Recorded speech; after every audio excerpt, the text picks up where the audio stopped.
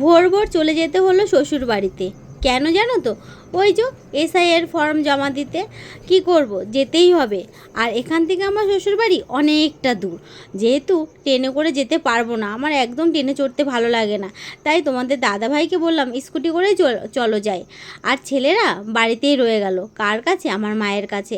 তো ছেলেদের নিয়ে গেলে এই সকালবেলা প্রচণ্ড ঠান্ডা, তোমরা দেখতেই পাচ্ছ। আমরা সোয়েটার পরে মানে চলে যাচ্ছি, রওনা দিয়েছি। আর এখানে একটা ট্রাফিক জ্যাম পড়েছিল, তো এত সুন্দর একটা দৃশ্য দেখবো যে এত লোক হরিনামে নগর কীর্তনে বেরিয়েছে, খুব ভালো লাগছে।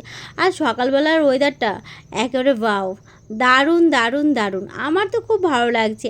আর কি বলবো, অসাধারণ অসাধারণ সকালবেলার ওয়েদার ফিলিংস, উফ দারুণ। তো এসআইয়ের কাজটা শেষ হলো, তা আমাদের শ্বশুরবাড়িতে মোটর বসেছে, তা সেখানে ট্যাঙ্কি লাগবে। তো তোমাদের দাদাভাই একেবারে ট্যাঙ্কি সমেত নিয়ে বাড়িতে চলে আসলো। আর এইটা হচ্ছে বারাসাত আড়ত, সবজির আড়ত। তো কী যে ভালো লাগছে সকালবেলাটায়, কত নানা রকমের সবজি দেখতে পেলাম।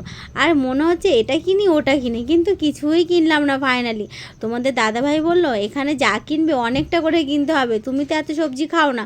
তো যাই হোক, ওই রকম করে চলে আসলাম আমরা বামনগাছিতে। আর বামনগাছি এসে আমাদের কাছে যেহেতু ঘরে চাবি ছিল না, তাই আমার শ্বশুরের দোকানে চলে গেলাম। দোকান থেকে চাবি নিয়ে ফাইনালি পুরো বাড়িতে চলে আসলাম। তা শ্বশুরমশাই বলে দিয়েছিল যে ছাদের উপরে গাছগুলো আছে, একটু জল দিস গিয়ে। তো তোমাদের দাদাভাই এইখানে জল দিতে শুরু করে দিল। আর আমার ধান্দা রয়েছে যে বোম্বাই লঙ্কা, মানে এগুলো ঘিয়ে লঙ্কা বলে।